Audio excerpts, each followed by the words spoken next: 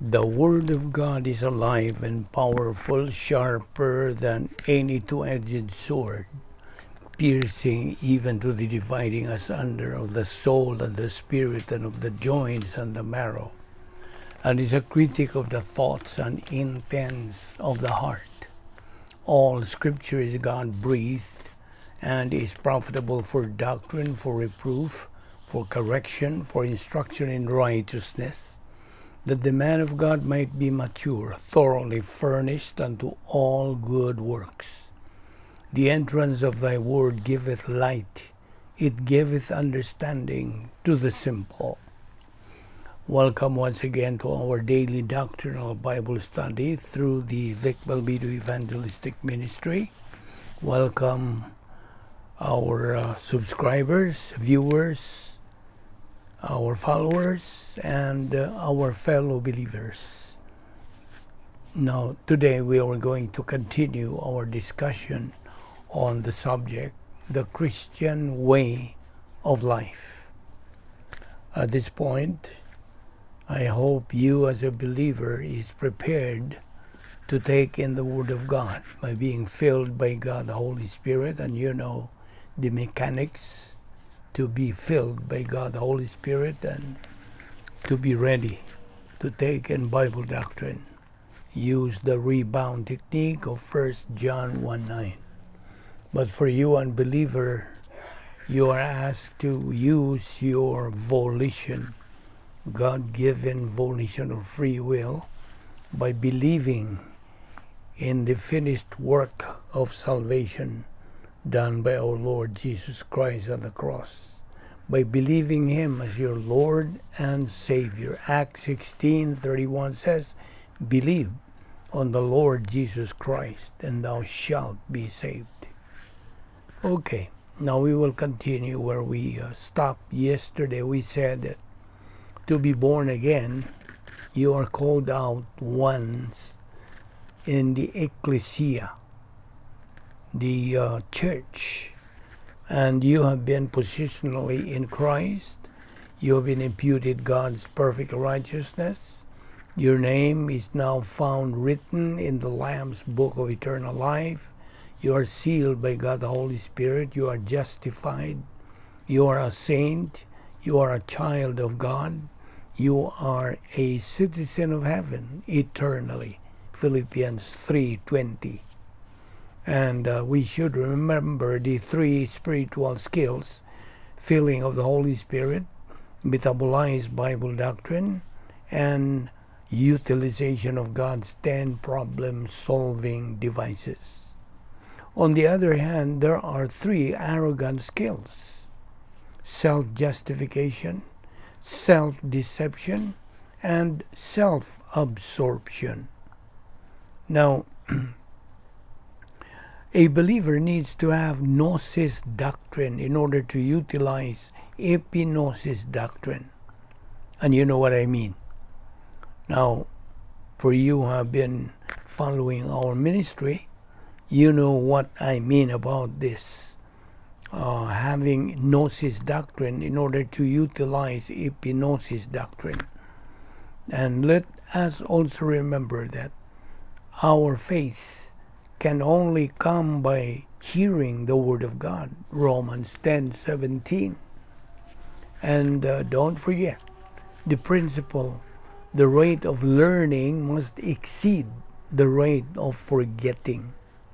But it's all a matter of choice. You see, all of life is decision making. But whatever we decide in life, it is only we who are accountable, responsible, and answerable for that decision. Right? You want happiness in life? That's my question. If you want happiness in life, the answer is saturate your mind with God's Word. Not the following: sex, illicit sex, money, fame, wealth, etc. No. True and inner happiness can only be experienced by a believer who is spiritual and continuing to reside in the operational divine dynasty sphere. God's power system, persistently, consistently moving forward in His spiritual momentum. That is how to live a winner believer's life. That's life beyond gnosis. Now remember God's mandate for all believers. Be ye doers of the word, not only hearers. That's in James chapter 1 verse 22.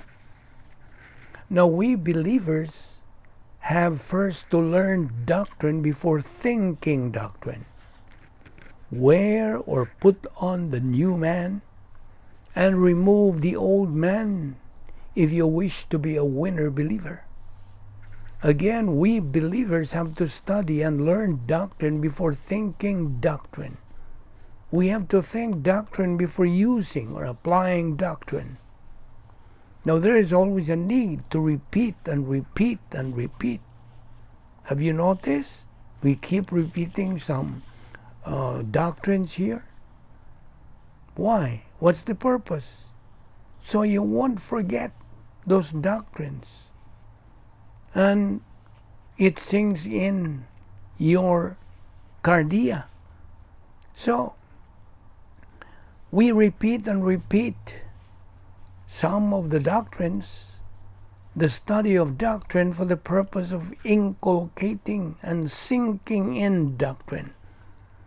A believer needs to renovate his thinking by studying, learning, believing, and applying Bible doctrine. Meaning a believer has to saturate his mind with the Word of God. By doing all these, we are to put on the new man and remove the old man. By doing so, it is the character of the Lord Jesus Christ that we believers are imitating when we put on the new man. That's what Paul also admonished believers. Faith cometh by hearing, and hearing by the word of God, Romans 10:17. Remember, God's word is power to every believer. Ephesians 4:23 says, and be renewed in the spirit of your mind. Verse 24, and that ye put on the new man, which after God is created in righteousness and true holiness. In Colossians chapter 3 verse 11, where there is neither Greek nor Jew. Now Greek and Jew, this is nationality. Circumcision, this is religious. Circumcision or uncircumcision, barbarian, that is, and Scythian, bond, nor free. But Christ is all and in all. Now, God is perfectly fair. Executing the protocol plan of God is fairness. It is fair because any believer can execute it. It's just a matter of choice. God is fair when He disciplines or blesses a deserving believer. Now in Colossians 3:12, put on therefore as the elect of God, eklektos in Greek, chosen, elected, or election.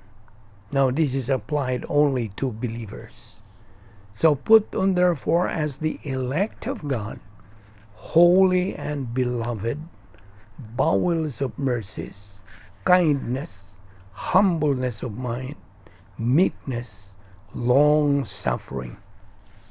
You see, as a believer, we should so live as such by using Bible doctrine, living our life as if it is our last, living our life in the light of eternity. So, chosen, we have been chosen. The church is chosen. The Jews, the chosen people, and then the Lord Jesus Christ to be the God-man. Okay? Election, by the way, is the expression of God's will for us long before anything existed. He willed for us the very best and the highest. In 1 Timothy 2, verses 3 to 4, for this is good and acceptable in the sight of God our Savior. Verse 4, who will have all men to be saved and to come unto the knowledge of the truth. As chosen, elected, God gave us freedom to avail of the equal privileges and equal opportunities in the execution of the protocol plan of God. God is omnipotent, but He also respects our volition. Colossians 3:12 again, put on therefore as the elect of God, holy and beloved, bowels of mercies, kindness, humbleness of mind, meekness, long-suffering. Elect there means chosen, elected, or election, which is applied to believers only. So who are chosen? Well, first, the Jews, the chosen people. Second, our Lord Jesus Christ to be the God-man. And then the third, the church, under the protocol plan of God. That's found in 2 Corinthians 5:17. It talks about new species. So, all believers are chosen. Now, predestination. Now, this predestination is for those who will be saved. What is election, may I ask you? It is the expression of the sovereignty of God long before the human race and the universe existed, before anything else existed. God willed the best and the highest to those who will get saved. Under the principle of election, God gave life to those who will be born in this world. Now my question is, who willed that a person be born? Who willed that a person be born? The answer? Parents. But who willed that a person who is born be alive or dead? The answer? God.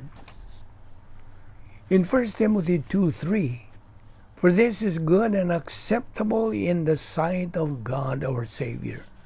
Verse 4, who will have all men to be saved and to come unto the knowledge of the truth. So under the principle of election, God willed the best and the highest to those who will get saved. Now, who are the elected? You might ask again. Well, the elected are members of the royal family of God. What else? They are sealed by God the Holy Spirit. What else? Had their escrow blessings deposited for them to receive once they reach capacity stage in God's protocol plan. Predestination. What do you mean by predestination? This is the provision of the sovereignty of God for you in eternity past, for your execution of the protocol plan of God. But a believer is still free to use his volition, whether to avail of God's provision or not. Ephesians 1 verse 4, according as He has chosen us in Him before the foundation of the world, that we should be holy and without blame before Him in love. Now, in love there means election, sanctification, and for giving us all spiritual assets. Verse 5, having predestinated us unto the adoption of children by Jesus Christ to Himself, according to the good pleasure of His will. In Romans chapter 12, verse 2, now we keep repeating this, it says, "And be not conformed to this world, but be transformed by the renewing of your mind, that ye may prove what is that good and acceptable and perfect will of God." The sovereign will of God coexists with the free will of man. The believer who is a loser is a result of his decision from his volition to be a loser because of his being negative to Bible doctrine. That believer made himself stupid and an idiot in life. He's just a product of his own decision. Colossians 3:12, again, "Put on therefore, as the elect of God, holy and beloved, bowels of mercies, kindness, humbleness of mind, meekness, long-suffering." Elect, in Greek, eklektos, means chosen, elected, or election, which is applied to believers only. All believers are chosen. Now, the Greek grammar put it in the aorist tense, which is eklegomai. Eklegomai means our being chosen, elected, was done by God long before the foundation of the world, Ephesians 1:4. But our being elected was done completely when we decided to believe in Christ. All these things we are actually talking about are for believers who have reached the area of spiritual adulthood. Because if you are still a believer in the area of spiritual childhood, you would think these things would be impossible to attain. Now, let us remember that whatever we decide in life, it is only we who are answerable, responsible, and accountable for that decision. Nobody else. Tomorrow we are going to continue the discussion of this, and we will start on Colossians chapter 3, verse 12 again. Father, we thank you for this time to commune with you and your word. Thank you for giving us this opportunity, which is very rare for us. This is one way to orient ourselves to your plan. Thank you for having elected us as your children. Bring us here tomorrow once again so we can continue in our spiritual momentum. Thank you for our Bible study through the Balbido Evangelistic Ministry. All this we ask in Christ's name. Amen.